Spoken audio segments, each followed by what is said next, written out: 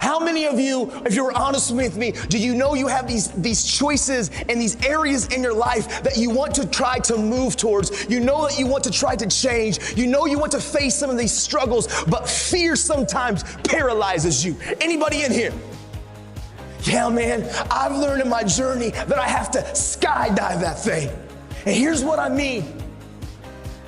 I know sometimes, as when I was growing up, I didn't trust anybody. I know things that happened to me. My dad abandoned me, isolated. And I always said, if I find the perfect person that I can count on, if I find the perfect person that I can trust, then I will. But the truth is that person's not here. People are people and they're going to let you down. I've learned I can't put my trust and my confidence in the people, but it's in the process and the discipline and the action of the habit of finding the courage to punch fear in the face and take the step of beginning to trust people, which means I started talking, I started speaking. I learned to skydive that thing, and here's what I mean. There's a lot of fears and insecurities all of us have. We all have insecurities. Like it, love it, or leave it. We all have things inside of us that we try to keep secure because we have shame or guilt or embarrassment or we care what others think. I've learned to skydive that thing. Last year, a bucket list that I've always wanted to do. I've always wanted to go skydiving. I'm an adrenaline junkie, but the problem is now, where I'm at in my life, I'm a husband and I'm a father. And I guess my wife doesn't approve of me jumping out of planes at 15,000 feet. So I thought something that I've always wanted to do, I was never going to get the opportunity to do. But I was in Oregon and I got done early and I saw a sign and it said Skydive Oregon. And so I was like, yep. I called my wife.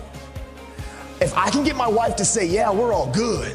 I called her and I'm like, hey, honey, I got done a little bit early. I've always wanted to. You know, it's something that I've desired to do. I think I want to go skydiving. Nah, I'm cool. I'm not going to. Yeah, maybe. Nah, I'm this kid. I'm all right. I don't need to do that. It's not probably smart. And she says, I don't think she meant it at all, but she says, because I don't think she wanted to control me. She says, oh, no, honey, go for it. Do whatever you want to do. But yeah, if you don't want to do it, no big deal. That's cool too. Click. Dude, I know she didn't mean it. But my eyes got so big, she said yes. So 20 minutes later, I call her. I'm packed up, I got an instructor around me, I'm at Skydive Oregon, and I call her, her eyes get so big, I hung up. She ain't saying no. I'm all in.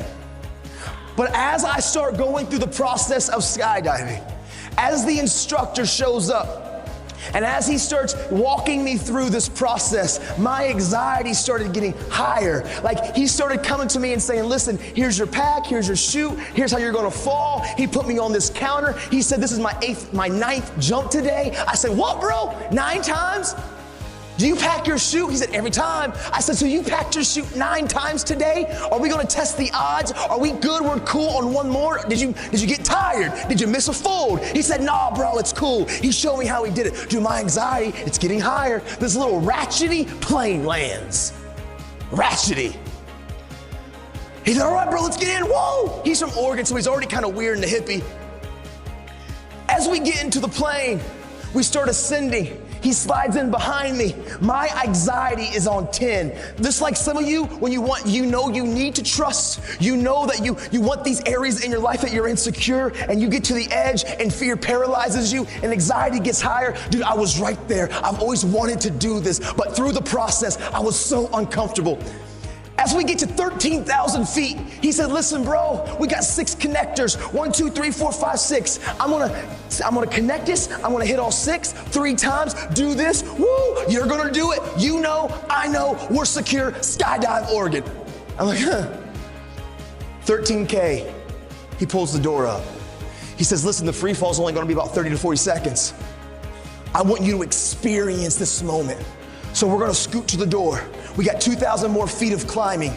As we scoot to the door, and as we begin to get to that place, I want you just to lean out of the plane. I'm holding on, and I'm like, no! He said, okay, now we're there. Here's the next piece that I want you to do. I want you to take the bottom of your feet and touch the bottom of the plane and hang there. I got you. And I'm like, no! Dude, I was terrified.